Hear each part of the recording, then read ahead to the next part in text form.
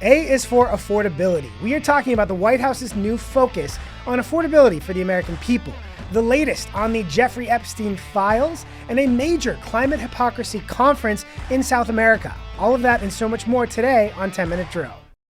Everybody get up, get up. The story of America is the story of an adventure. I can hear you.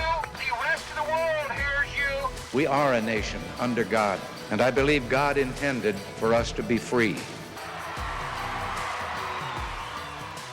Last night, President Trump gave a speech taking on what will likely be the most important issue ahead of the midterms next year. Joe Biden's prices and his hikes cost a typical American family an estimated $33,000 and hit your workers and your customers and your small businesses. Very, very hard. The Biden administration started the affordability crisis, and my administration is ending it. Now, President Trump is trying to highlight the fact that, one, inflation under President Trump is significantly better than it was under Joe Biden. For the first year of Trump versus Biden, overall inflation was up 4.3%, higher than Trump, just up 1.6%. Groceries under Biden in that time, up 3.8%, with Trump up 1.3%. And then when it comes to gas, this is crazy. Biden up 24.4%. With Trump, it is actually down 5.4%. Now, President Trump also has a point here, because it does feel like on January 20th or so, Democrats learned a new word, affordability. And before that, for 4 years, they had downplayed the issue. They had said that inflation was first non-existent. Then they said it was transitory. Then they said it is a high-class problem, all while running up the country's credit card on green boondoggles with funding that largely went back to their political donors at solar and wind companies. So now the fact that President Trump is in office, we have a... Well. How the turntables... As we showed that clip showing that inflation is better, we can't deny the fact that polling shows that people are concerned about cost of living, which is why it's good that President Trump is doing the opposite of what Joe Biden did and taking this on head on. On groceries, for example, President Trump has already announced plans to adjust his tariffs on a number of food items that people have to buy in grocery stores every day.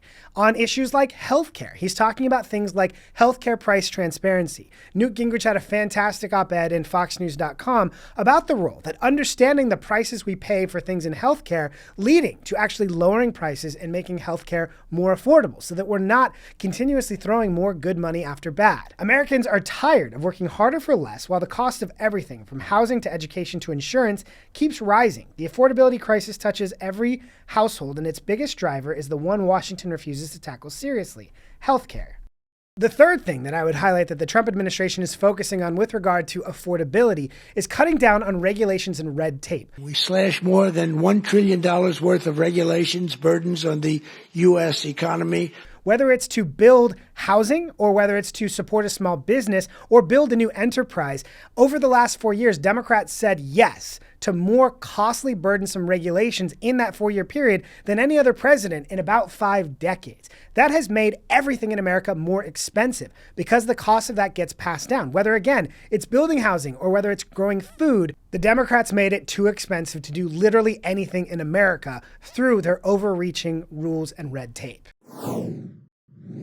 Later today, the House of Representatives is expected to vote on a bill that would force the release of all the files related to Jeffrey Epstein. Here's President Trump yesterday on that. Deflect from the great job we've done. So I'm all for it. You know, we've already given 50,000 pages. You do know that. Over the last several weeks, this has been a very fraught political football, with people saying this is a smoking gun that's going to hurt President Trump and destroy his presidency. Other people saying there's nothing to see here. My perspective is sunlight is the best disinfectant. President Trump saying release it all is the best way to move on from this fairly quickly, especially because most people believe if there was a smoking gun in there related to President Trump, Democrats would have released it anytime over the last 4 years when they had the power to. So we will track this as it comes.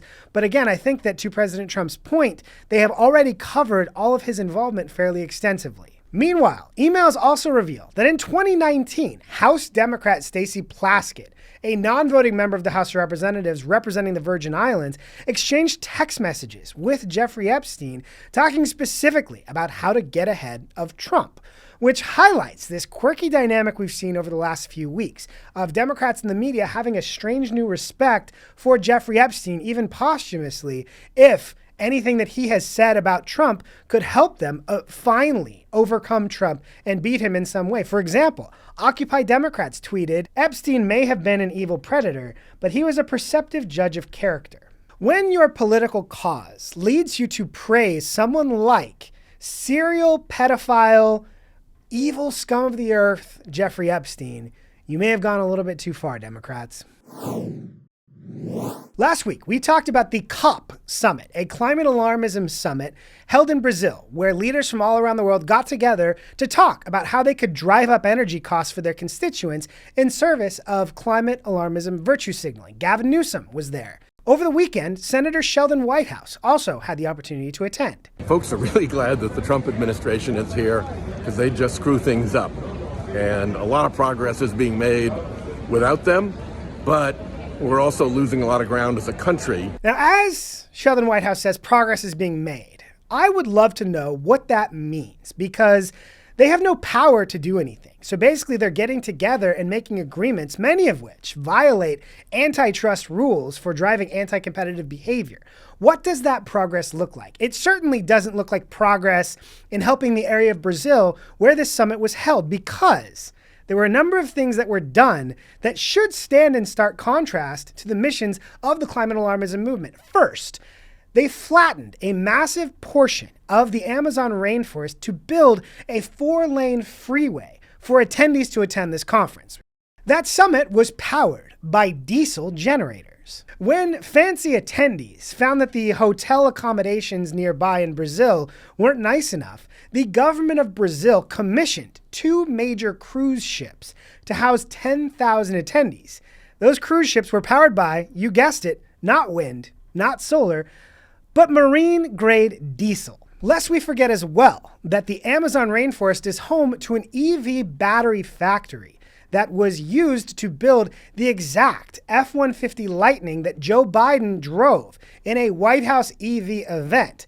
That battery factory has poisoned a village in the Amazon. So in so many ways, this conference is the perfect representation of the climate alarmism movement, where there are trade-offs, like let's burn down the Amazon to hold a conference to talk about climate. It highlights the fact that the climate alarmism movement and the classic environmental preservation movement are not aligned. The climate alarmism movement is focused first and foremost on driving funding to green technology, much of which the attendees of these conferences and the NGOs and groups that are involved are heavily invested in. The climate alarmism movement is focused primarily on wealth transfer, which is highlighted in no way better than the fact that Sheldon Whitehouse's wife works for a climate alarmism NGO. Last week, the New York Times had a bombshell about the Democrat National Committee. The DNC ordered workers back to the office. Its union isn't pleased. Now, you might find it a little bit surprising that in the year of our Lord 2025, there are still news stories about people being mad about going back to working in person. But this is a group of professional Democrats. So if any group was going to have an uproar over that, this would be them concentrated in one place. The union called it callous and shocking. There was a flurry of thumbs down emojis and other online expressions of discontent. They added, "This change feels especially callous considering the current economic conditions created by the Trump administration."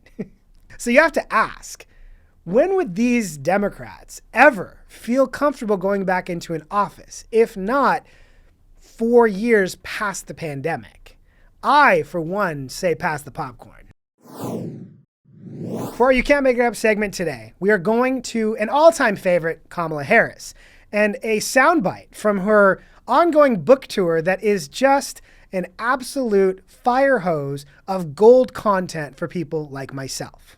Part of his strategy and those around him was to try and take me off our game and message.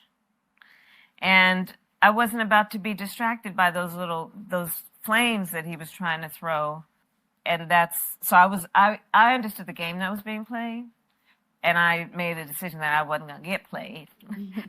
And chess, not checkers. Got it.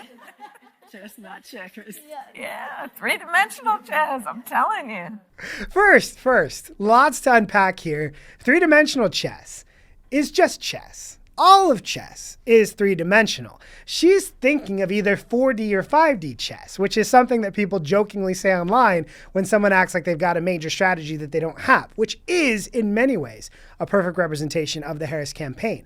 But I also really enjoy her saying she wasn't going to get sucked into the trap or play the games that President Trump is playing, chess versus checkers, things like that. Because what would it have looked like if she had taken the bait or played the game? She says she was focused on her game and on her message and she wouldn't get thrown off from that, but she lost every single swing state and she lost the popular vote. So could it have been worse if she did take the bait? Could it have been worse if she did? As I watch so many of these interviews, I can only come to the conclusion that there are certain days where Kamala Harris doesn't remember the fact that she lost this election. All I can say is I hope that this tour never ends. That is all the time we have for today. Thank you so much for joining us on 10 Minute Drill. Please like, subscribe, leave a review, tell your friends. Have a great day.